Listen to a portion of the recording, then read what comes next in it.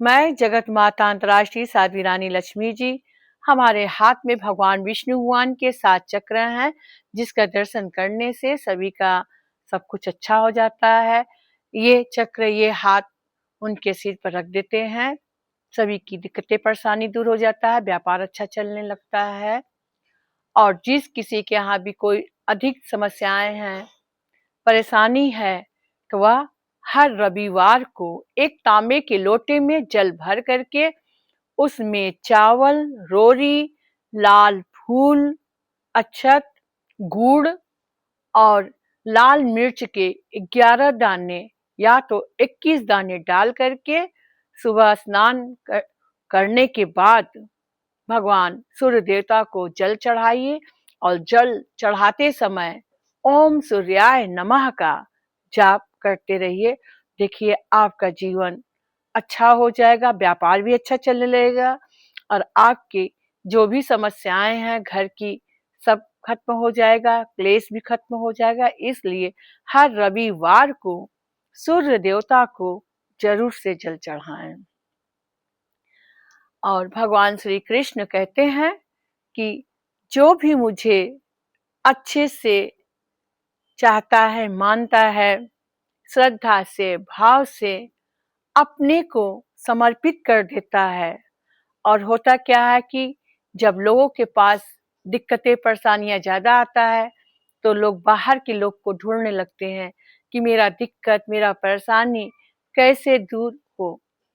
और वह यह भूल जाता है कि भगवान राजी तो सब राजी, क्योंकि भगवान की इच्छा के बिना एक भी पत्ता नहीं हिलता है। और जब भगवान चाहेंगे तभी उसका काम सब अच्छा होगा।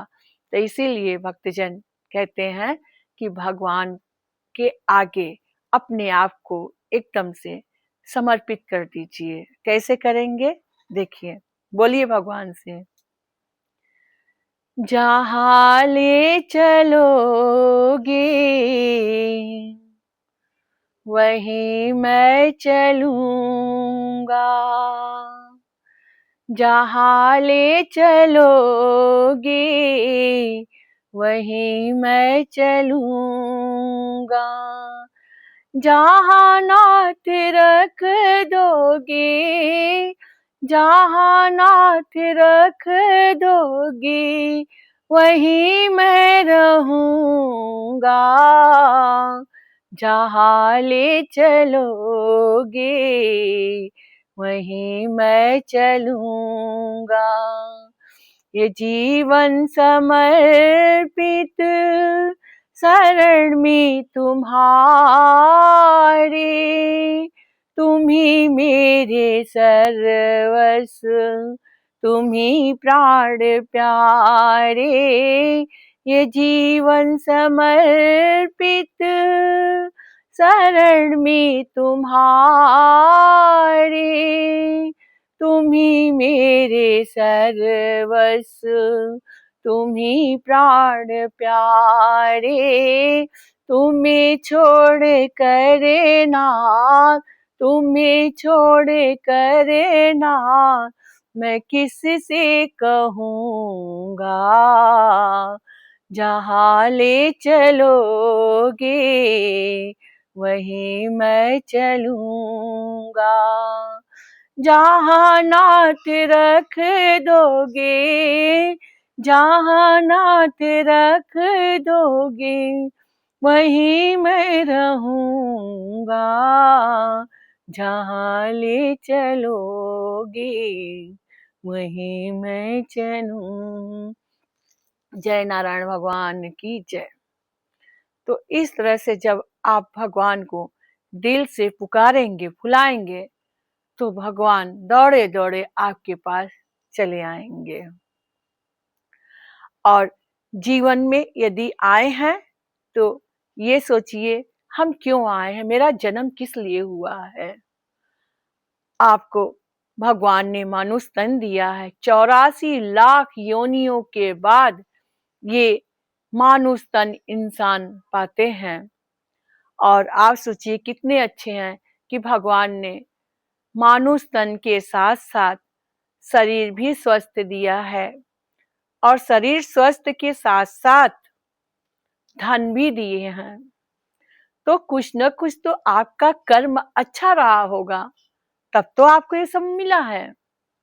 और जाइए उन लोगों को देखिए जो सड़क पर चाहे ठंड हो, चाहे गर्म हो, चाहे बरसात हो, और शरीर से भी अपाहिज हैं, वो कैसे बैठे हैं।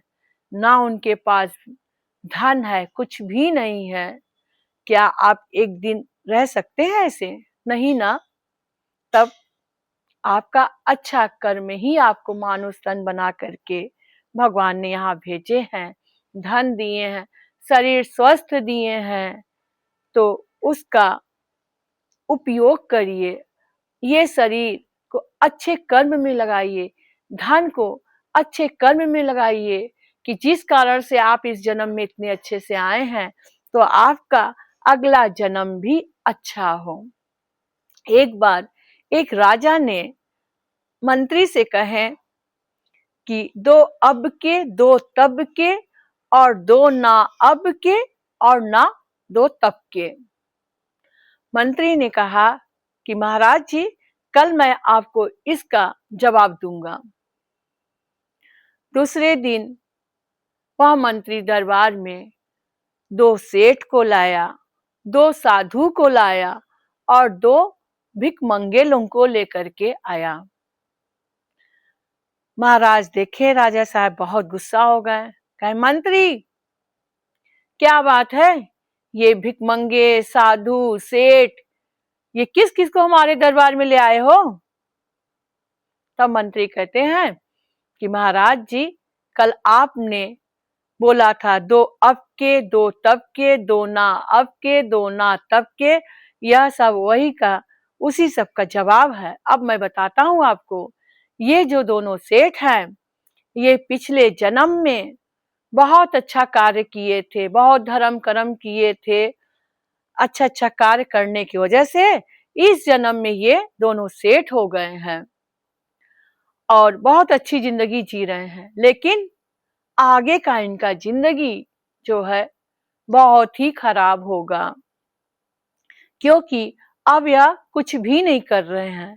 जो भी इनका अच्छाई है, लग्जरी लाइफ जीवन जी रहे हैं अच्छे से, सुखी से, तो यह सब इनका पिछले जन्म का कर्म था और अब कुछ नहीं कर रहे हैं तो आगे बहुत भोगेंगे ये, इनका सब कुछ खत्म हो जाएगा। तो ये दो सेठ हैं अब के, और बोले ये दो साधु जो लाए हैं, ये पिछले जन्म में बहुत अच्छा कार्य किए थे, जमीन पर सोए, तपस्या किए, धर्म किए, कर्म किए, सब बहुत कुछ अच्छा सब किए हैं, और इस जन्म में भी यह बहुत अच्छा कर्म कर रहे हैं। जप कर रहे हैं, तप कर रहे हैं, पूजा कर रहे हैं, पाठ कर रहे हैं, लोगों की मदद कर रहे हैं। तो पिछला जन्म भी अच्छा था इनका और इस जन्म में अच्छे कार्य कर रहे हैं, तो इस जन्म में इतना अच्छा इनका आगे होने वाला है, इतना अधिक ये सुखी रहेंगे कि जितना कि आपने और मैंने नहीं सोचा है। इनका जीवन आगे चल करके बहुत ही अच्छा होगा। तो ये दो तबके हो गए। बोले महाराज, ये दो भिखमंगे क्या है? तो कहे ये जो दो भिखमंगे हैं, पिछले जन्म में भी इन्होंने कुछ नहीं किया था, कोई अच्छा कर्म नहीं किए थे, और इस जन्म में भी यह कोई अच्छा कर्म नहीं कर रहे हैं, इसलिए ये भिखमंगे के भिखमंगे ही रह गए हैं। तो ये ना दो तब के और दो ना अब के, ये जवाब है। तो राजा साहब कहते, अच्छा ऐसी बात है। तो मान गए कि हाँ, हमारा मंत्री सही में ये बहुत सच बोल रहा है। तो भक्तजन, तो आप लोग क्या बनना चाहेंगे? दो अब के कि दो तब के, क्या बनना चाहते हैं? तो दो अब के ही बनिए, अच्छे से जीवन व्यतीत भी करिए, धर्म भी करिए, कर्म भी करिए, मदद भी करिए, दान भी करिए, दक्षिणा भी करिए, ताकि आगे आपका जीवन हमेशा सुखमय रहे, खुशी से बीते। और दया उसके ऊपर भी करिए जो दया करने के लायक हो। हर किसी के ऊपर दया भी मत करिए कि वह आपको ही काट खाए। एक शेर था, वह पेड़ में बंधा हुआ था। एक सन्यासी उधर से जा रहा था, तो उसने देखा कि शेर बंधा हुआ है रस्सी से, और शेर सन्यासी से खूब गिड़गिड़ाने लगा कि हे ऋषि, मुझे इस बंधन से छुड़ा दो, इस रस्सी से मुझे छुड़ा दो। तो सन्यासी को बहुत दया आ गया, तो वह उसको खोल दिया। शेर चला गया अपने घर को। फिर सन्यासी आकर के उसी वन में बैठ करके भगवान का तपस्या करने लगे, जप करने लगे। तो 15 दिन बाद फिर वही शेर आया तपस्वी के पास, तो बोलता है कि मैं तो तुम्हें अब खा जाऊंगा, क्योंकि मैं बहुत भूखा हूं और मुझे कुछ खाने को तो मिल नहीं रहा है सन्यासी, मैं तुम्हें खा जाऊंगा। तब सन्यासी ने कहा कि मैंने ही तो तुम्हें जीवन दान दिया है और तुम मुझे ही कह रहे हो खाने को, और यदि मैं तुम्हें नहीं छोड़ता, नहीं खुलवाता, रस्सी नहीं खोलता तुम्हारा, तो तुम वहीं मर जाते। तो शेर कहता है क्या करूं, मेरे पेट की बात है, मैं तो खाऊंगा और मैं भूखा हूं, क्या करूं, मुझे कुछ नहीं मिला तो मैं तो तुम्हें खाऊंगा ही। तब सन्यासी कहता है ऐसा है, मैंने तो तुम्हारे साथ बहुत अच्छा ही किया, लेकिन तुम मुझे ही खाने को कह रहे हो, तुम्हें लगता है कि तुम्हारा बात सही है, तो चलो किसी और से पूछ लेते हैं, तुम अपनी बात बताना, मैं अपना बात बताऊंगा, और यदि तुम्हारी बात सही रहेगा तब तुम मुझे खा जाना, और यदि मेरा सही बात रहेगा तो फिर मुझे छोड़ देना। शेर कहता है ठीक है, चलो ऐसा ही करते हैं। फिर शेर और वह सन्यासी आगे बढ़ते हैं, तो बढ़ते बढ़ते एक तोता मिलता है। तो शेर तोते से कहता है कि ऐसी ऐसी बातें हैं। तो जब तोता ने सारा बात सुन लेता है, तो कहता नहीं नहीं, तुम इस सन्यासी को खा जाओ, क्योंकि ये मनुष्य जाति बहुत ही खराब होते हैं, हम लोगों को पकड़ करके पिंजड़े में बंद कर देते हैं, और जब तक मर नहीं जाते तब तक छोड़ते नहीं है, हमको हटाते नहीं है, इसलिए खा जाओ। तब सन्यासी कहता है नहीं नहीं, ये सही नहीं बोल रहा है तोता, ऐसा है कहीं और चलते, किसी से पूछते हैं। फिर आगे बढ़ता है तोता और सन्यासी। फिर वहां पर एक लोमड़ी मिल जाता है, तो लोमड़ी से भी शेर अपना सारा बात बताता है। तो लोमड़ी भी कहती है कि ऐसा है कि खा जाओ, क्योंकि मनुष्य लोग हम लोग का बहुत शिकार करते हैं, हम लोग को मार डालते हैं, इसलिए इसे छोड़ो नहीं। फिर सन्यासी कहता है नहीं, ये भी गलत है, हम ऐसा है कि एक बार और किसी से पूछ लेते हैं, नहीं तुम मुझे खा डालना। फिर आगे बढ़ते हैं, तो वहां पर एक और ऋषि बाबा थे, बैठे हुए थे, पूजा कर रहे थे, भगवान का जप वो भी कर रहे थे। तब वहां पर वह शेर उनसे फिर पूछने लगता है, ऋषि से को अपना सारा बात बताने लगता है कि ऐसी ऐसी बात है और अब तो मैं इन्हें खाऊंगा। तो जो दूसरे ऋषि थे बोलते हैं कि ऐसा है, मेरे तो कुछ समझ में नहीं आ रहा है, चलो फिर से उसी तरह करके इनको बांध करके दिखाओ, तब मेरे समझ में आएगा कि क्या हुआ था उस दिन। और शेर और जो सन्यासी थे आते हैं उसी जगह पर।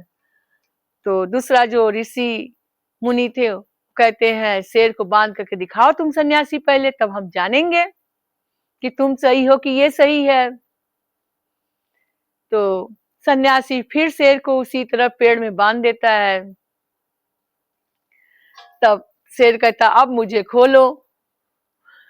तो जो दूसरे ऋषि मुनि थे सन्यासी से कहते अब तो खोलना भी मत इसे, अब इसे बंधा है तो इसको बंधा ही रहने दो। तो कहते हैं कि दया भी उसी के ऊपर करो जो कि दया करने के लायक है। हर एक के ऊपर दया करोगे तो तुम्हें खुद ही खाने को दौड़ेगा। तो ऐसा कभी नहीं करना चाहिए, सोच समझ करके काम किसी के लिए करना चाहिए। बोलो श्री लक्ष्मी नारायण भगवान की जय।